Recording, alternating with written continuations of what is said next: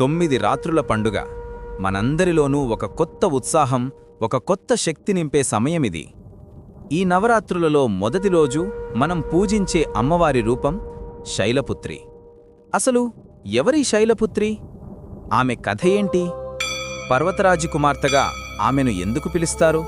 పదండి, ఈరోజు మనం శైలపుత్రీదేవి అద్భుతమైన కథలోకి ప్రయాణిద్దాం. ఈ కథ మొదలవ్వాలంటే మనం అమ్మవారి ముందు జన్మ గురించి తెలుసుకోవాలి. ఆమె ముందు జన్మలో దక్ష ప్రజాపతికి కుమార్తెగా జన్మించింది. అప్పుడు ఆమె పేరు సతీదేవి. సతీదేవి శివుణ్ణి ఎంతగానో ప్రేమించి తండ్రి ఇష్టానికి వ్యతిరేకంగా ఆయన్ని వివాహం చేసుకుంది. ఇది దక్షుడికి అస్సలు నచ్చలేదు. శివుడంటే ఆయనకు మొదటినుంచి చిన్నచూపు. శ్మశానాల్లో తిరుగుతాడని, వింతగా ఉంటాడని ఎప్పుడూ హేళన చేసేవాడు. ఒకసారి దక్షుడు ఒక పెద్ద యజ్ఞం తలపెట్టాడు. ముల్లోకాలలో ఉన్న దేవతలందర్నీ ఆహ్వానించాడు. కాని కావాలనే తన కూతురు సతీదేవిని, అల్లుడు శివుణ్ణి పిలవలేదు. ఇది తెలిసినా కూడా పుట్టింటి మీద ప్రేమతో సతీదేవి ఆ యజ్ఞానికి వెళ్లాలని నిర్ణయించుకుంది. శివుడు వద్దని చెప్పినా వినకుండా ప్రమదగణాలను తోడు తీసుకొని యజ్ఞానికి బయలుదేరింది. అక్కడ ఆమెకు ఘోర అవమానం జరిగింది.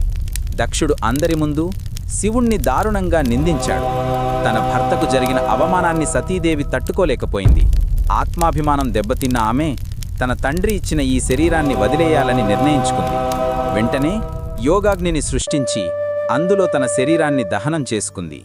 ఈ విషయం తెలిసిన శివుడు ప్రళయరుద్రుడై వీరభద్రుణ్ణి సృష్టించి దక్షుని యజ్ఞాన్ని నాశనం చేశాడు. ఆ తర్వాత సతీదేవి హిమవంతుడు ఆయన భార్య మేనలకు కుమార్తెగా మళ్లీ జన్మించింది. పర్వతరాజు అయిన హిమవంతుడికి పుత్రిక కాబట్టి ఆమెకు శైలపుత్రి అనే పేరు వచ్చింది.